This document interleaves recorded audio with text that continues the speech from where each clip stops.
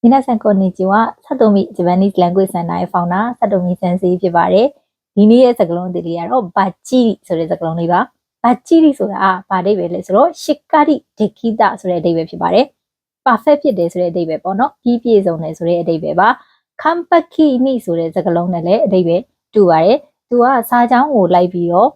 အဓိပ္ပာယ်နည်းနည်းလေးစီ꿰တာဖြစ်တဲ့အတွက်နမူနာလေးတွေနဲ့ပြောပြပေးမယ်နော်။ဥပမာဘာချီဒေခိတာဆိုလို့ရှိရင်ယောကူဒေခိတာဆိုတဲ့အဓိပ္ပာယ်နဲ့တူပါတယ်။နောက်ဥပမာတစ်ခုက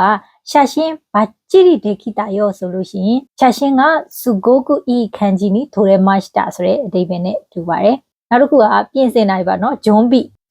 ဘာချီဒက်စ်လို့ပြောလို့ရှိရင်ပြင်ဆင်တာလုံးဝ perfect ဖြစ်တယ်ဆိုတဲ့အဓိပ္ပာယ်ဖြစ်ပါတယ်။နောက်ဥပမာတစ်ခုကယာကုဆုကူနိုဂျီကန်ဘာချီအိုဘွဲတေလူရောယာကုဆုကူနိုဂျီကန်ကိုချန်တိုအိုဘွဲတေလူဆိုတဲ့အဓိပ္ပာယ်နဲ့တူပါတယ်။တေချာမှတ်မိနေရပါတော့။ဘာချီအိုဘွဲတေလူလို့ပြောရင်ချန်တိုအိုဘွဲတေလူလို့ပြောတာဖြစ်ပါတယ်။နောက်တစ်ခုက